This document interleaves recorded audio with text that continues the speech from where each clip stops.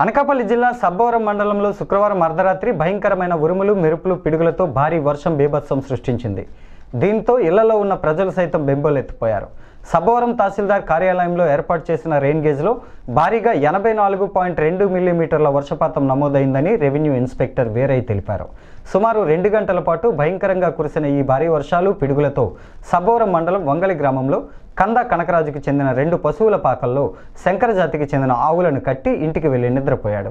అర్ధరాత్రి 12 గంటల సమయంలో భయంకరమైన ఉరుములతో పిడుగులు పడటంతో 2 పశువుల పాకలు దగ్ధమయ్యి మంటలు చెలరేగి ఆవులన్నీ తాళ్లు తెంపుకుని బయటకు పరిగెత్తాయి. ఆ సమయంలో హెచ్ఎఫ్ చూలి ఆవు త్వరగా బయటకు రాలేకపోవడంతో శరీరం అంతా కాలిపోయింది. ఎట్టకేలకు మంటల నుంచి బయటపడింది.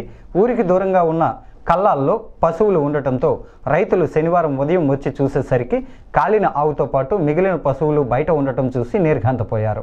ప్రభుత్వం ప్రకృతి వైపరీత్యాల విపత్తు నిధుల కింద సహాయం అందించి రైతులను ఆదుకోవాలని డిమాండ్ చేశారు. సోషల్ మీడియా ఎస్ఆర్ పార్టీ ప్రతినిధి జెట్టి హేమంతులు ఈ కార్యక్రమంలో పాల్గొన్నారు.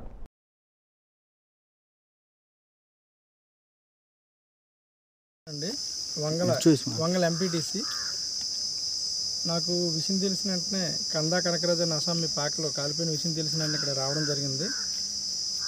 అయితే రాత్రి దురదృష్టవశాత్తు జరిగిన సంఘటనలో ఈ వంగల గ్రామంలో కందా కనకరాజు అనే వ్యక్తి యొక్క 2 పాకలు పూర్తిగా ధ్వంసం కాలిపోవడం జరిగింది. అలాగే అందరూ ఆ సాల్లో సుమారు 4 ఆవులు ఉండేవి.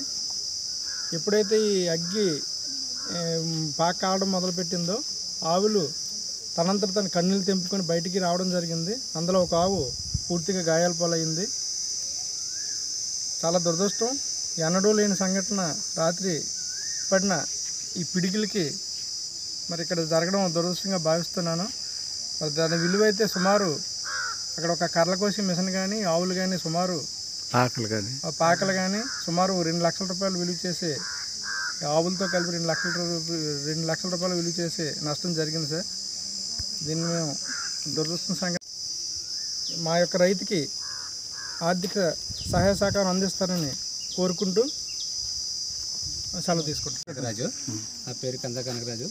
రాత్రి 10 గంటల టైం అప్పుడు వచ్చి ఆవులు బయట ఉంటే నేను వచ్చి వర్షం పడుతుండగాను వచ్చి మరి ఆవులు తీసుకొచ్చి పాకలు కట్టాను. పాకలు కట్టుకొని మళ్ళీ ఎప్పుడు ఇంటికి వెళ్ళిపోయి తెల్లవారుసరి వచ్చేసరికి మరి పిడికి పడిపోయి 2 పాకలు కాలిపోయి ఒక ఆవుకి కొద్దిగా గాయాలయ్యింది.